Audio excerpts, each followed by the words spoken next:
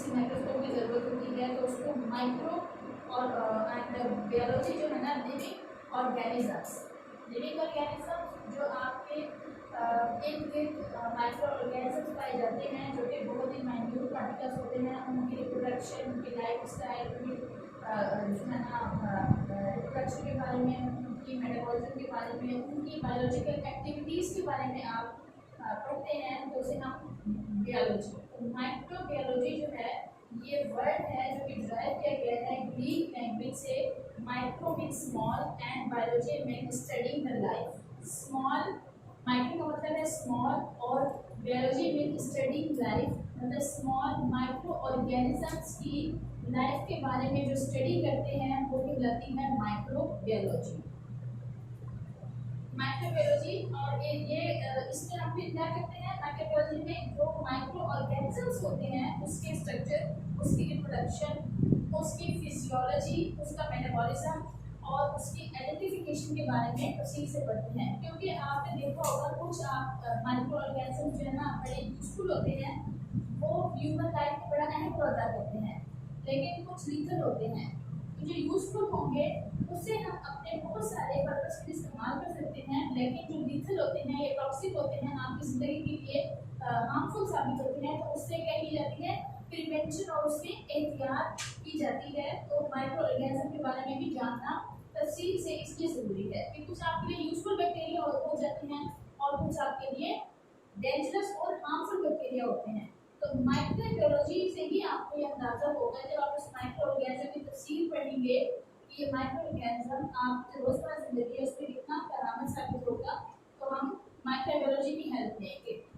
इस तरह से एक include the study of the distribution nature. इसके अलावा आपने देखा होगा कि अगर कुछ ऐसी जगह हैं आपके लिविंग सिस्टम में जहाँ पे माइक्रो ऑर्गेनिजम्स बहुत ज़्यादा पैदा होते हैं, तो जैसी जगह है जहाँ पे वो बहुत ज़्यादा पाए जाते हैं, तो आपके जो एनवायरनमेंट है उसमें ये किस तरह से डिस्ट्रीब्यूटेड है, माइक्रो ऑर्गेनिजम्स कौन से और किस तरह के माइक्रो ऑर्गेनिज्म डिस्ट्रीब्यूटेड हैं, their relationship to each other, और इसके अलावा आपस में माइक्रो ऑर्गेनिज्म का रिलेशनशिप, इसके अलावा जो अदर लिविंग थिंग्स हैं उसके साथ उनका क्या रिलेशनशिप है, ये भी हम किसमें पढ़ते हैं, माइक्रो बायोलॉजी में पढ़ते हैं। The beneficial and detrimental effect on man and the physical and chemical changes they make in the environment. Micro organism जो है आपके एनवायरनमेंट में कुछ फिजिकल और केमिकल चेंज लाते हैं। जैसे आपने देखा होगा कि अगर एक गार्बेज है उसका ढेर लगा हुआ है, तो माइक्रो ऑर्गेनिजम्स क्या करते हैं, अपनी खुराक के लिए उस गार्बेज को यूज कर रहे होते हैं। तो इससे आपके एनवायरनमेंट में क्या चेंज आएगा कि वो उसको decaying of the waste material कर रहे हैं, वो उस मटेरियल को डिके कर रही हैं, उसको खत्म कर रही हैं। अदरवाइज अगर ये माइक्रो ऑर्गेनिज्म ना हो तो आपके एनवायरनमेंट में क्या हो जाएगा, कचरों का ढेर लग जाएगा और उससे जो है ना बीमारियां फैलने के मजीद चांसेस बढ़ जाएंगे। तो ये आपके एनवायरनमेंट सिस्टम में क्या चेंज आते हैं, तो ये भी किसके बारे जाता है, इनका क्या रिलेशन है, माइक्रोबायोलॉजी में इसको स्टडी किया जाता है। अब हम बात करते हैं माइक्रोब्स। ये तो हो गया कि वो हमारे उनकी नेचर क्या होती है, उनका मेटाबॉलिज्म क्या होता है, वो क्या फिजिकल और केमिकल चेंज लाते हैं। इसके अलावा वो केमिकल चेंज भी लाते हैं। जब माइक्रो ऑर्गेनिजम्स मौजूद होते हैं, एक केमिकल जो है वो दूसरे केमिकल में कन्वर्ट हो जाता है। एल्कोहल्स वगैरह तैयार किए जाते हैं, तो किसकी मदद से होता है, माइक्रो ऑर्गेनिजम्स की मदद से होता है, जिसमें जो शुगर है वो किसमें कन्वर्ट हो जाती है, एल्कोहल में कन्वर्ट हो जाती है। जो एल्कोहल तैयार किया जाता है उसमें जो फ्रूट शुगर होती है वो किसमें कन्वर्ट होती है। इसी तरह दही है, आप रोजमर्रा की लाइफ में दही खाते हैं, वो भी किसकी वजह से, by the process of fermentation, दूध जो है वो किसमें कन्वर्ट होता है, दही में कन्वर्ट हो जाता है। तो माइक्रो ऑर्गेनिज्म का हमें बड़ा रोल है। अब हम डिस्कस करते हैं कि माइक्रोब्स क्या होते हैं।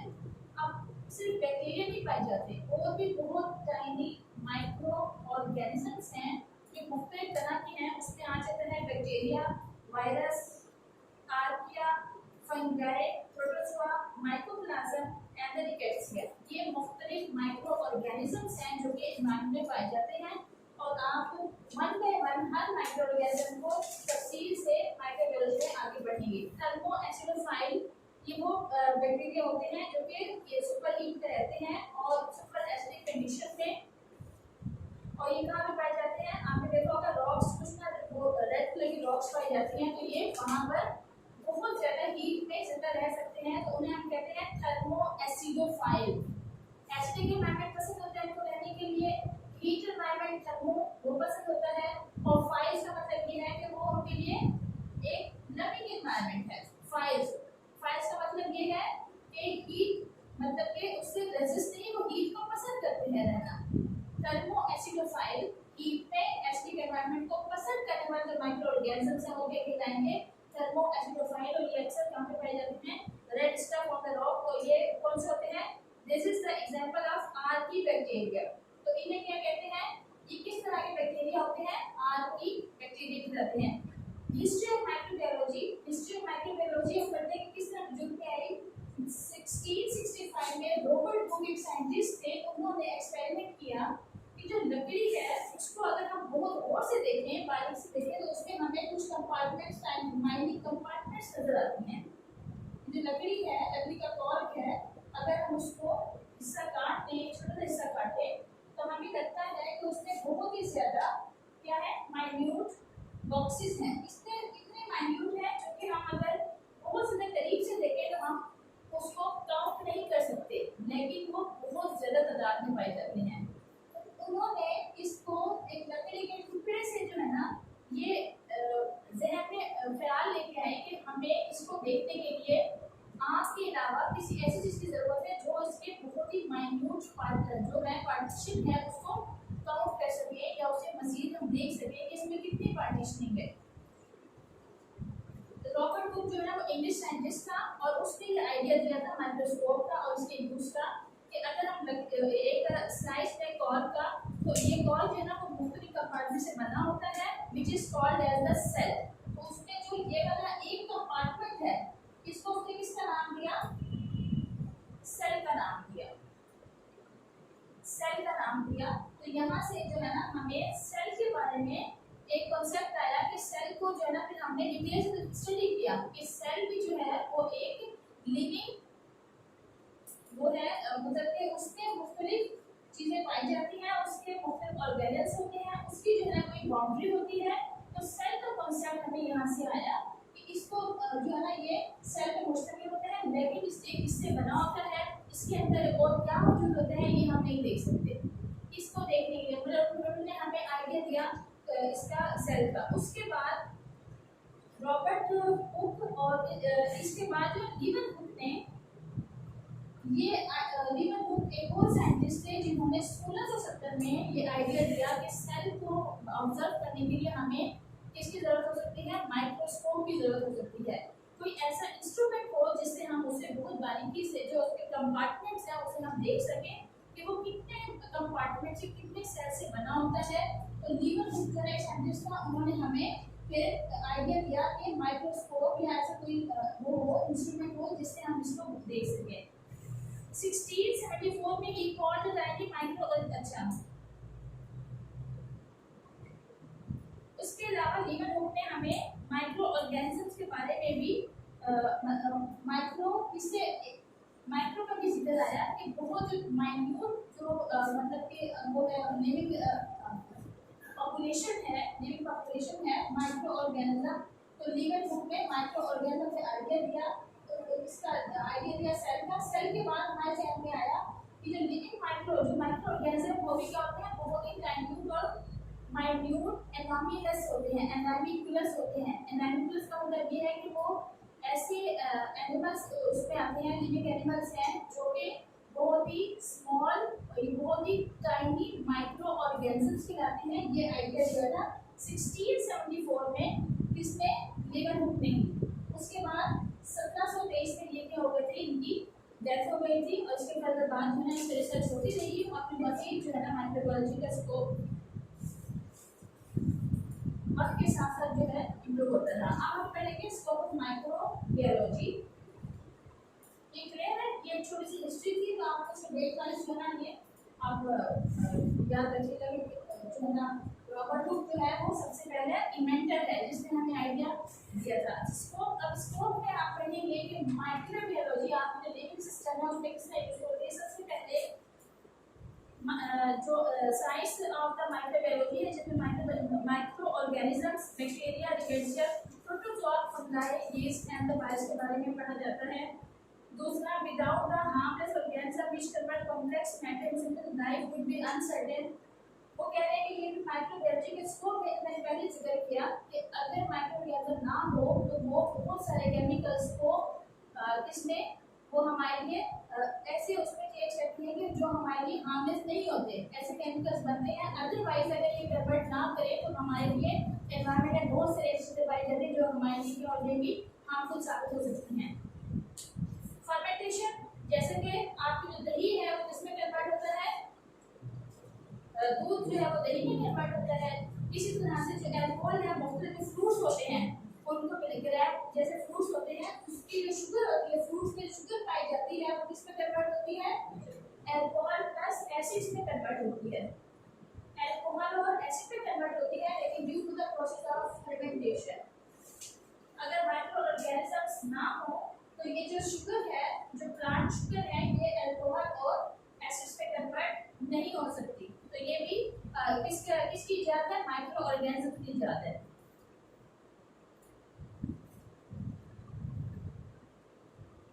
इसके अलावा ग्रोथ ऑफ फार्मास्यूटिकल इंडस्ट्री, जो फार्मास्यूटिकल इंडस्ट्री है वहाँ पर आप देखें कि अगर कोई भी ऐसा मटेरियल है, आप उसको मेडिसिन को भी यूज़ कर रहे हैं। पहले जो मतलब इस तरह से होता है कि आपने कोई जड़ी बूटी ली और उसको अच्छी तरह से क्रश कर लिया, उसका पाउडर बना लिया और उसको अपनी खुदान में ले लिया। लेकिन with the invent of the pharmaceutical industry, तो वहाँ पर जितने भी आप ये तो हम ओरल जो हम खा सकते हैं, लेकिन अगर आप बात करते हैं कि इसको इंजेक्शन के जरिए देना है या सिंपल पानी ही है, एक पानी आप बाहर से टैप वाटर लेते हैं, उसमें हो सकता है कुछ माइक्रो ऑर्गेनिजम्स मौजूद हों, तो उसको एक प्रोसेस के तहत गुजारा जाता है, एक प्रोसेस से गुजारा जाता है और पानी को क्या किया जाता है, प्यूरिफाई किया जाता है, माइक्रो फ्री किया जाता है। तो ये भी किसमें आया, स्टेरिलाइजेशन का कांसेप्ट भी हमें माइक्रोबायोलॉजी में मिला। हम उसको क्या करते हैं, पानी को डिस्टिलेशन या स्टेरिलाइज जो है ना उसको गर्म किया जाता है ऐसे टेम्परेचर पर जहाँ पे माइक्रो ऑर्गेनिजम्स क्या होते हैं, जिंदा ना रह सके, उसको इतना हाईएस्ट टेम्परेचर दिया जाता है। तो ये भी ये कांसेप्ट में कहाँ पे मिला, माइक्रोबायोलॉजी में मिला। तो फार्मास्यूटिकल इंडस्ट्री में जो लार्ज स्केल पर आप जो इंजेक्शन यूज कर रहे होते हैं, जो आप पानी यूज करते हैं, जो इंजेक्शन मिक्स किया जाता है, या जो आप इंजेक्टेबल है वो यूज कर रहे हैं, तो उसके लिए एक टेस्ट किया जाता है। उसमें ये चेक करते हैं कि इसमें माइक्रो ऑर्गेनिज्म की मौजूदगी तो नहीं है। अगर उसमें बाई चांस खुदा न खास्ता एनवायरनमेंट से या आप उसे तैयार कर रहे हैं, आपसे कोई इन्फेक्शन ट्रांसमिट होकर मेडिसिन पे पहुंच जाए, तो पेशेंट क्या हो सकता है, सिक हो सकता है, पेशेंट को वो इन्फेक्शन कॉज कर सकते हैं। तो माइक्रोबायोलॉजी ने हमें स्टेरिलाइजेशन का कांसेप्ट दिया कि कोई भी जो इंस्ट्रूमेंट जो सर्जरी में यूज होते हैं या ऐसा कोई भी ड्रेसिंग वगैरह जो कि जख्म के लिए इस्तेमाल की जाती है, वो क्या हो, माइक्रो ऑर्गेनिज्म स्टेरिलाइज्ड हो, माइक्रो ऑर्गेनिज्म फ्री हो। ये कांसेप्ट भी हमें माइक्रोबायोलॉजी की वजह से मिला। तो उसके लिए स्पेसिफिक टेस्ट किए जाते हैं। इसी तरह पानी जो यूज होता है, 7 तरह का पानी जो है ना वो बनता है, 7 types of water. 7 types of water United state pharmacopoeia के मुताबिक जो है, यूएसए के मुताबिक 7 टाइप का पानी होता है जिसमें जो हम इंजेक्टेबल के इस्तेमाल करते हैं, जिसमें हम इंजेक्शन को डाइल्यूट करते हैं, वो क्या होता है, माइक्रो ऑर्गेनिज्म फ्री होता है और वो स्टेरिलाइज्ड वाटर फॉर इंजेक्शन होता है। वो क्या होता है, डीएसटी कहते हैं, वो वाटर फॉर इंजेक्शन, वो माइक्रोऑर्गेनिज्म नहीं होते। इसके अलावा आप देखें आपकी रोजमर्रा की जिंदगी में जब भी आप किसी मरीज को चेक करते हैं या मरीज से कांटेक्ट में आते हैं, तो डिसइंफेक्टेंट, एंटीसेप्टिक होते हैं और डिसइंफेक्टेंट होते हैं। ये डिसइंफेक्टेंट होते हैं, आपके एनवायरनमेंट में ओपीडी फैक्टर है, उसके मरीज को लाया गया है, तो एक मरीज अगर किसी इन्फेक्शन का शिकार था, उसके लिए जो आलात इस्तेमाल किए गए हैं, अगर उनको प्रॉपर स्टेराइल ना किया जाए एंटीसेप्टिक सॉल्यूशंस के साथ, तो फिर वो क्या होगा, वो ही इन्फेक्शन दूसरे को भी ट्रांसमिट हो जाएगा। डिसइंफेक्टेंट्स और एंटीसेप्टिक का कॉन्सेप्ट भी हमें माइक्रोबायोलॉजी में मिला। कुछ ऐसे डिसइंफेक्टेंट इसके अलावा जो उसका टेबल है जिसमें अगर आपने अपडेट किया है या वो टेबल है उसके बाद आप इस्तेमाल किए हैं तो ये ज़रूरी होगा कि आप उस टेबल को भी क्या करें, नीट एंड क्लीन कर दें ताकि वहाँ पर इन्फेक्शंस खत्म हो जाए।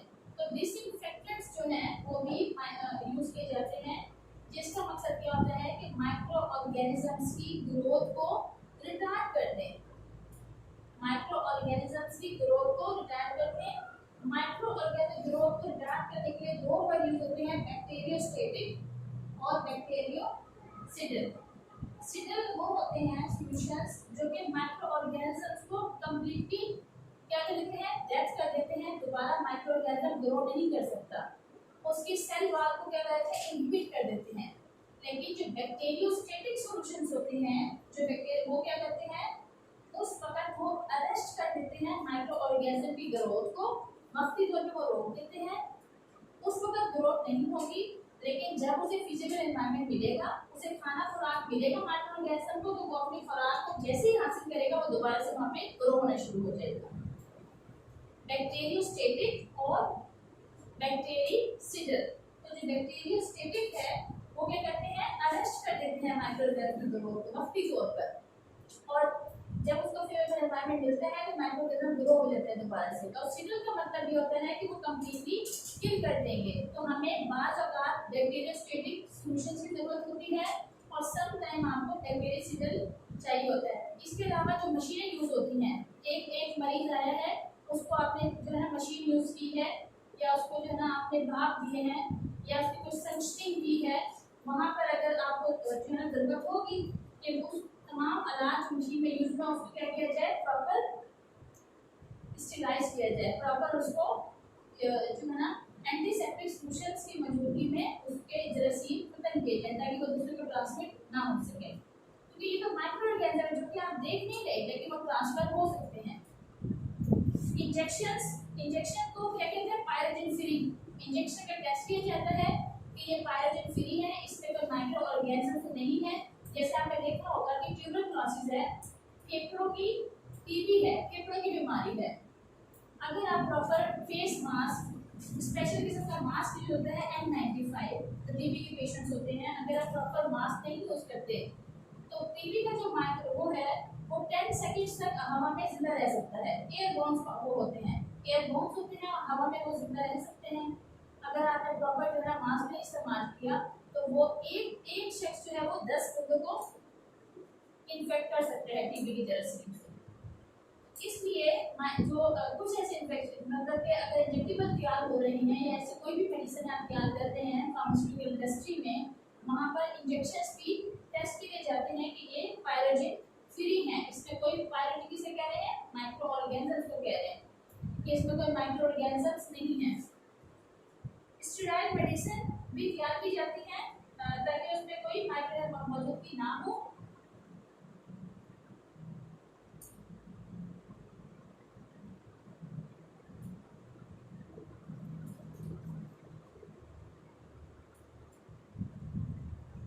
इसके अलावा अगर आप कोई मेडिसिन को माइक्रो ऑर्गेनिज्म अगर सपोज करें वो इन्फेक्ट कर दे किसी मेडिसिन को, तो पूरा का पूरी जो मेडिसिन है वो खराब हो सकती है माइक्रो ऑर्गेनिज्म के इन्फेक्शन की वजह से, और वो आपको क्या फाइनेंशियल बर्डन बढ़ जाएगा आपके ऊपर। अगर फार्मास्यूटिकल इंडस्ट्री में मेडिसिन तैयार की जा रही हैं और वहाँ की जो है ना कोई कंटेमिनेशन की वजह से, कंटेमिनेशन का वर्ड कहाँ पे यूज किया जाता है, जब हम ये देखते हैं कि माइक्रो ऑर्गेनिजम्स का एक एनवायरनमेंट है, उसमें माइक्रो ऑर्गेनिज्म जो है वो किसी चीज को क्या कर सकते हैं, इन्फेक्ट कर सकते हैं। कंटामिनेशन वो माइक्रो ऑर्गेनिजम्स की मौजूदगी की वजह से क्या खराब हो सकती है और फिर उसकी स्पॉइलेज और उसका जो है वो मतलब कि वो ज़ाया हो सकती है, वेस्ट की तरफ जाएगी।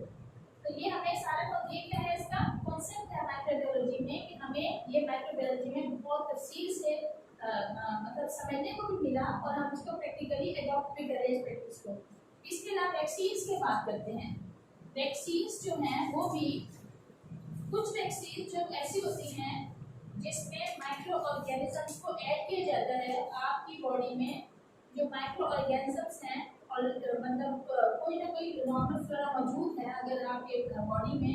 जैसे आपके इंटेस्टाइन में एस्चेरिचिया कोलाई है, एस्चेरिचिया कोलाई है, ई कोलाई है, जो कि क्या करता है आपकी आंतों को डाइजेशन में हेल्प करता है, आंतों की डाइजेशन में हेल्प करता है ई कोलाई। अगर वो बैक्टीरिया है,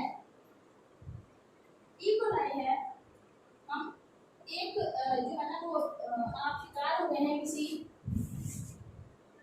इन्फेक्शन का, डायरिया हो गया है, तो उसमें फिर हम ये माइक्रोबायोलॉजी की मदद से ये कर सकते हैं कि कुछ ऐसे माइक्रोब जो कि आपके लिए हेल्थी साबित होंगे उसे इस्तेमाल कर देते हैं। जैसे आपने नाम सुना होगा कुछ जो सॉल्यूशंस हैं और साशी हैं, इसमें क्या मौजूद है, माइक्रो ऑर्गेनिज्म की स्पीशी मौजूद है। सुना है कभी नाम आप लोगों ने? डायरिया की सूरत में, इन्फेक्शन की सूरत में वो दिए जाते हैं, वो भी क्या होते हैं, माइक्रोब्स होते हैं, लेकिन वो क्या होते हैं आपके लिए हेल्थी होते हैं, आपके लिए यूजफुल साबित होते हैं। वो माइक्रोब्स आपकी आंतों को ताकत प्रोवाइड करते हैं। तो वैक्सीन का कॉन्सेप्ट भी हमें माइक्रोबायोलॉजी में मिला कि वैक्सीन जो हैं ऐसे माइक्रो ऑर्गेनिजम्स जो कि आपकी इम्यूनिटी को क्या करेंगे, बढ़ाएंगे, आपका जो प्रतिमुदाफिक सिस्टम है उसको वो बढ़ाएंगे ताकि आप इन्फेक्शन के खिलाफ लड़ सके। वो माइक्रो ऑर्गेनिजम्स भी वैक्सीन में भी क्या होते हैं, माइक्रो ऑर्गेनिजम्स, लेकिन वो इतने डेड और एटीन्यूएटेड वायरस होते हैं कि वो आपका इन्फेक्शन कॉज नहीं कर सकते, लेकिन वो आपके प्रतिमुदाफिक निज़ाम को क्या करते हैं, बूस्ट करते हैं, उसको ताकत फराहम करते हैं ताकि आप इन्फेक्शन के खिलाफ लड़ सके। इसके अलावा विटामिन्स जो हैं वो भी हमें कुछ माइक्रो ऑर्गेनिजम्स की मदद से हमें विटामिन्स की जो मैन्युफैक्चरिंग है वो भी हेल्पफुल हुई है। और सबसे ज़्यादा ये कि माइक्रोबायोलॉजी की मदद से आपने सेल जो कि बहुत ही इम्पोर्टेंट यूनिट है आपकी बॉडी का और उसके जो पार्ट्स हैं उसको तफसील से पढ़ने का मौका मिला है।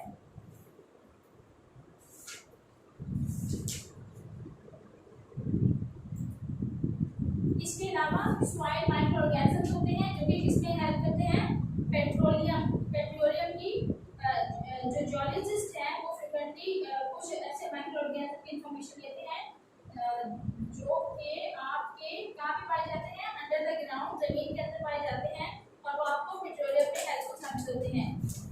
तो यहाँ हमारा ये जियोलॉजिस्ट